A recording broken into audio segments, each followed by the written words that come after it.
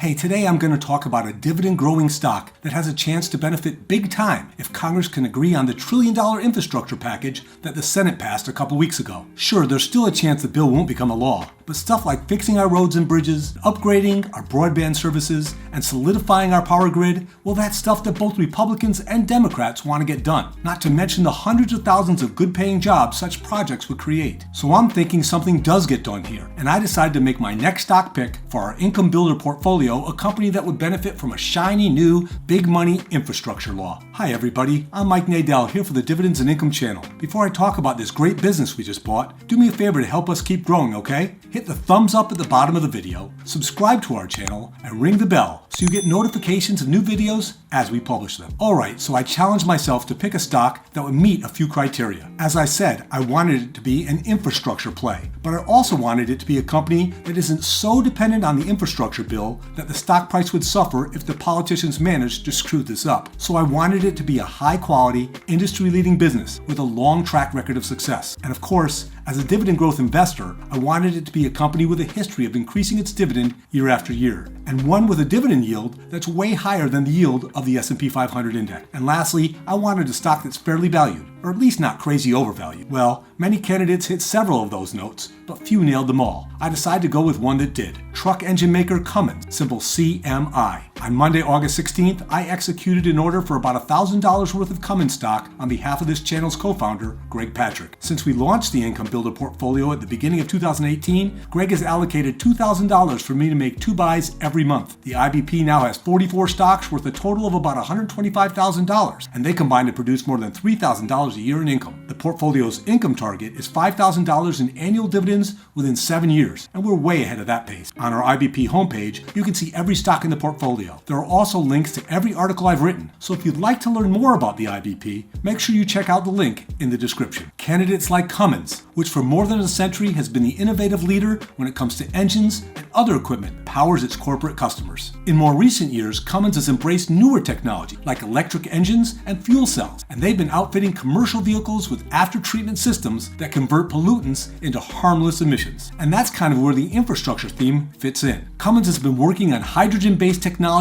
for almost 2 decades, a fact that makes it fit right in with the Biden administration's emphasis on dealing with climate issues as part of this infrastructure package. Also, Cummins is a major player in the drive to convert buses to electric operation. And Cummins supplies engines for Deere. That construction equipment will be seen everywhere once the infrastructure work gets going. During its second quarter earnings presentation in early August, Cummins announced huge year-over-year gains in earnings, sales, and EBITDA, all easily beating analyst estimates. Each of its divisions performed great, with considerable growth in the new power, engine, and component segments. That past performance is wonderful, but remember, investing is always about the future, and Cummins just reaffirmed its strong guidance for the full year in most of its categories. It's important to remember that Cummins is an industrial sector company whose earnings are cyclical. In other words, those companies have earnings that rise, sometimes by a lot, when the overall economy and their given industries are doing well. But they can fall big during rough patches. This fast-graphed image perfectly illustrates the economic cycles Cummins faced over the past 15 years, with the down cycles highlighted in yellow. Because stock prices generally follow earnings, cyclical stocks like Cummins often are more volatile than defensive stocks from the consumer staples, healthcare, and utilities sectors. There have been many stretches when Cummins has underperformed the overall market, including so far this year, but patience has rewarded investors quite handsomely. Just look at how Cummins has crushed the market over the last 15 years, gaining nearly 1,000%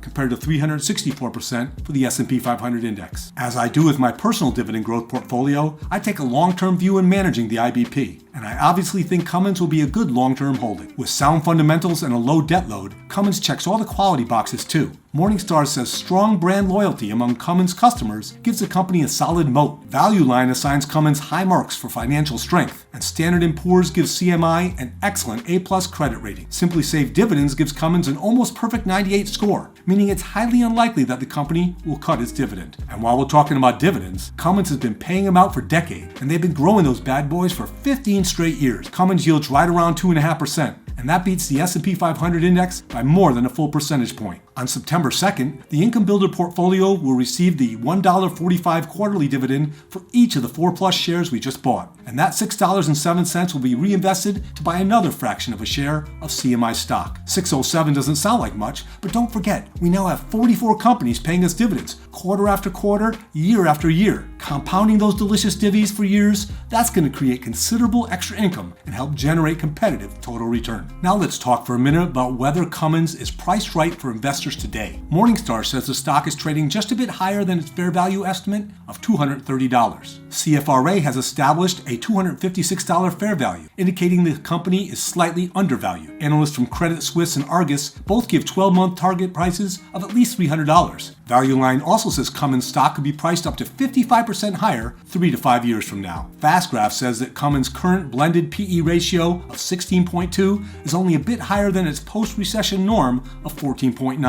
FastGraph also points out how Cummins is expected to grow its earnings nicely over the next several years. So looking at all that information, I see Cummins as a company that is currently priced in a fairly valued range. You know, a lot of people get very emotional when talking about politics. As an investor though, I try to look at how policy can help me make money and can fortify my dividend growth portfolio's income stream. The idea of improving our nation's infrastructure is popular with just about everybody, and I like knowing that Cummins figures to get a considerable boost if this legislation is passed. The nice thing about a high-quality company like Cummins, though, is that it should do well over the years, no matter which way the political winds might be blowing at a given moment. So I feel really good about adding CMI to the IBP. Okay, everybody, that wraps things up for today. I'll be back in a week or so with another video. Again, please give us a thumbs up, subscribe, and ring that notification bell so you don't miss out on any of our new content. Take it easy, everybody. Back at you soon.